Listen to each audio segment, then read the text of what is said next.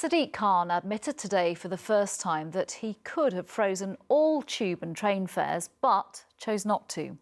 In his campaign to become mayor, he promised to freeze all fares, but once he was elected, he said he could only fulfil his promise on tickets that work for TfL services alone. So what's the truth? Our political correspondent Simon Harris has been trying to find out. I have a fully funded fares freeze package, which means you'll pay not a penny more in 2020 to what you're paying now. Sadiq Khan's election pledge to freeze fares is once again under scrutiny. Barely a month after he was elected, it emerged it wouldn't apply to travel cards or Oyster card users who take advantage of daily and weekly caps. The mayor said his hands were tied because those prices are pegged to national rail fares set by the government. But advice given to the mayor privately by Transport for London appears to contradict what he said in public. A briefing note sent to City Hall seems to suggest the mayor could have extended the fares freeze to travel cards, but at a cost of hundreds of millions of pounds. The briefing note, revealed by the website MayorWatch using Freedom of Information laws, includes TfL's calculations for extending the fares freeze. I have no control over travel cards, the government and private Was it in your do. gift to be able to freeze them? The idea that London taxpayers, London fare payers should be subsidising privatised companies at a time when they're providing an appalling service, at a time when the government is failing to hold them to account, is ridiculous and absurd. Could you have frozen them if you'd found the money? The power to decide what the travel card should be is with the government. Look, hypothetically speaking, it's possible for a mayor to write a blank cheque to anybody. Well, it tells me that he's known all along that he could have done a full fares freeze if he really wanted to. But clearly he chose not to. You'd have been the first to complain if he'd spent another £660 million on freezing fares. Yes, I would have done, but then I didn't promise to ensure that nobody would pay extra money in 2020 than they do today. I didn't make the promise, he did. After arguing he didn't have the power to freeze more fares, the mayor now seems to accept it is possible. Simon Harris, ITV News, Central London.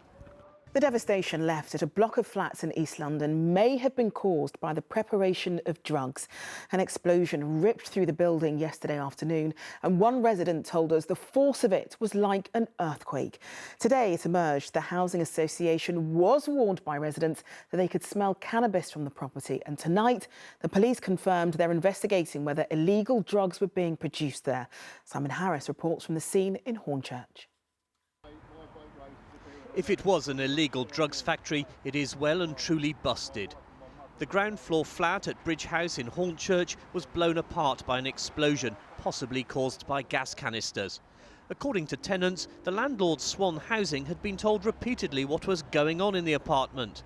Lisa Roberts and her daughter Ellis asked us not to show their faces. The actual day the housing officer showed us around, you could have a strong smell of weeds, that type of smell, and was told, oh, we're working on that, don't worry, that's being worked on. Me and my mum both together rang Swan a number of times every week, Weekly. Twice a week, to complain, and all you got told was it's being sorted. I knew, because I said to the housing officer on the phone, something terrible is going to happen here before Swan Housing take notice. And look what happened, and you know, it's so lucky that someone isn't dead. In a statement, the landlord said Swan Housing Group was aware of these concerns and has been actively working with the relevant authorities to address them appropriately, but it wouldn't comment any further. One theory being investigated by police is whether the flat was being used to produce a drug called butane hash oil. 3, 2, 1. In America, the authorities have issued video warnings about the dangers of making super-strength cannabis with butane gas after a series of explosions. In Hornchurch today, Tiffany Nzinga, who lives in the flat above, was still in her dressing gown after a hasty escape. We were at home having dinner and it just felt like an earthquake. It was the loudest bang I've ever heard. 25 people were rescued by fire crews. As the flames spread, the entire building was evacuated. This end of the block is damaged beyond repair and will have to be demolished, meaning yet more uncertainty for those residents made homeless last night. I've got a cat. They can't tell me if the cat's either in my flat because I'm over that side. They apparently boarded up the door and they're not going to let anyone in to see if the cat's there. Whether it's alive, dead, no one knows, and they're saying we can't go in for about a week. tonight, police said 2 men treated in hospital for their injuries are under arrest on suspicion of arson. Simon, there seems to be a growing awareness that growing this could be lethal. Yeah, we don't know for certain that the flat was being used to produce butane hash oil, but something caused that explosion, and there is no mains gas supply to the block of flats, and it was a pretty big bang. The front door ended up 200 metres away in someone else's front garden. That sort of force, I'm told, is consistent with butane gas cylinders going off. Scotland Yard says it doesn't think the flat was being used for the growth of cannabis plants, but it has confirmed it's investigating whether some other drug was being produced there. And it's not just in America where this is causing concern. In Birmingham a couple of years ago, another property was blown up, again by butane hash oil being produced, and this drug is becoming more widespread in the UK. Scotland Yard won't know for certain what happened in Hornchurch until the building is safe enough for forensic science teams to go in. OK, Simon, thanks very much. Now, if you're one of the million passengers who uses the Central Line each day, you'll probably be fed up to hear a 24-hour strike starts tonight. You might be more fed up when you find out why drivers are walking out. It's because 8 of them are being transferred to different depots. The RMT union says it means some of them will have to give up their jobs. Our political correspondent Simon Harris has a story. It's not the hardest commute in London. Jump on the tube, change trains just once, and arrive at work about 45 minutes later. But it's a journey one group of Central Line drivers is refusing to make. And that means more than 1 million Underground passengers will be caught up in a 24-hour strike from tonight. London Underground says there are simply too many drivers on the Central Line and not enough trains for them to drive. So it wants to transfer 8 of them from Leytonstone in East London to Earl's Court in West London to fill vacancies on the District Line. Unlike most commuters, tube workers enjoy free travel on public transport. But when drivers clock on for the first shifts of the day, the Underground isn't running. Where we have people starting at work, a lot of our train operators use their cars. Others would get a staff taxi to work to manage to start on an early morning service. Do you have any sympathy with these drivers being forced to uproot? Of course we have sympathy. The RMT claims some of the 8 Leytonstone drivers being told to move will have no choice but give up their jobs. Some of them have got their whole lives based where they live out in Essex, some cases near Colchester and places like that. And it's just physically impossible for them to get to Earl's Court Depot 4 or 5 o'clock in the morning. Or they get free taxis? Not all that way they don't, not all the way from out in Essex they wouldn't. For many Londoners, being asked to move to work in a different office or shop or depot is a fact of life. Lots of contracts will have what's called a mobility clause, and that can give the employer a right to have employees move. It might be within a city or within a region or even within the whole country. The strike will mean no Waterloo and City Line tomorrow, no Central Line trains east of Leytonstone, and bigger gaps in between trains on the rest of the line, as well as possibly some disruption late tonight. Simon Harris, ITV News, Holborn. In the last hour, the Labour leader Jeremy Corbyn has seen the beginning of a rebellion against his stance on Brexit. The MP for Hampstead and Kilburn, Tulip Siddiq, quit from the Labour front bench. She did it because she didn't want to vote in favour of triggering Article 50, the first step to leaving the EU. Well, our political correspondent Simon Harris now on London Labour turning against their leader.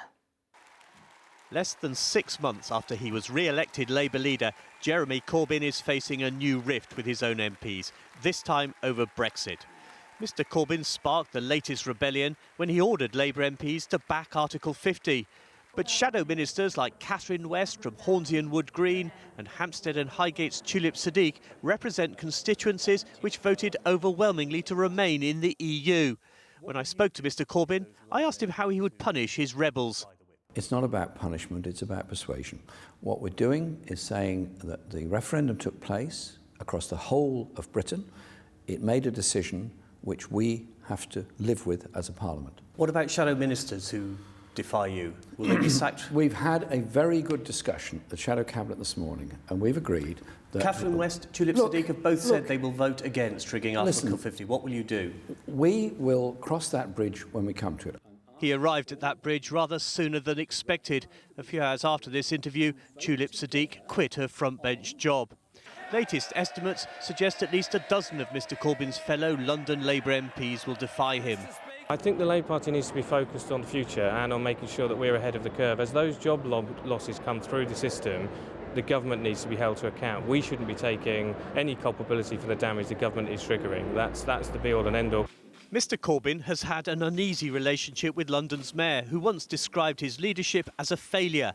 Yesterday, Mr Corbyn told the Commons the government's Brexit strategy risked undermining workers' rights. At almost the same moment, the mayor was saying the opposite. To give credit to the government, I don't think they want to weaken workers' rights. Sadiq and I are fine. But he said, to give the government credit, I don't think they plan to weaken workers' rights. That contradicts what you say. He doesn't want workers' rights taken away. But did you hear him give the government credit?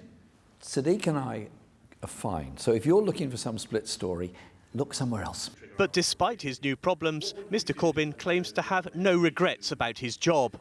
I love every minute of it. Seriously? Of course I do. What don't you like about it? What I don't like about it is nothing. I enjoy it. You don't wake up and say, I've had enough, time to throw in the towel? I wake up with the joys of spring, even in January.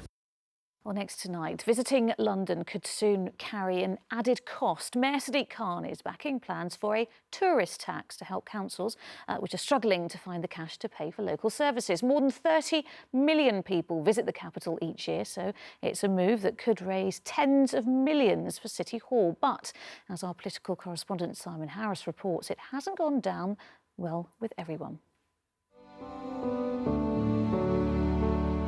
Thanks to the internet, London's top hotels can sell glitz and glamour to every corner of the globe. Their promotional videos market an experience which growing numbers of overseas visitors find irresistible.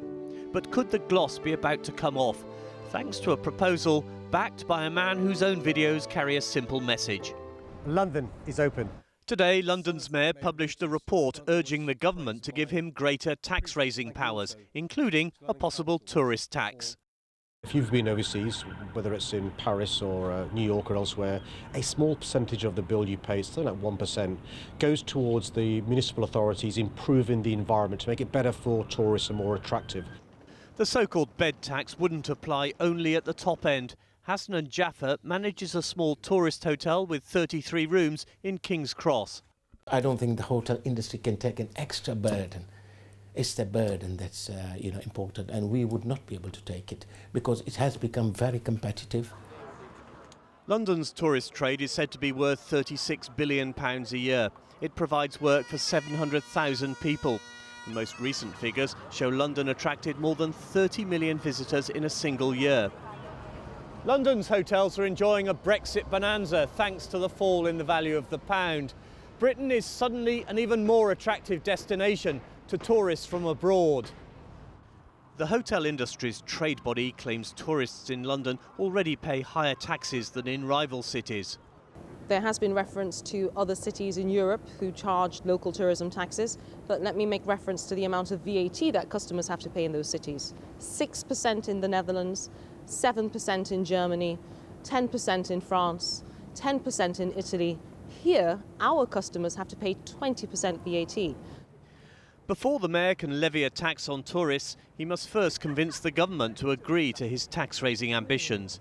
His predecessor, Boris Johnson, had similar ideas and little success. Simon Harris, ITV News, City Hall.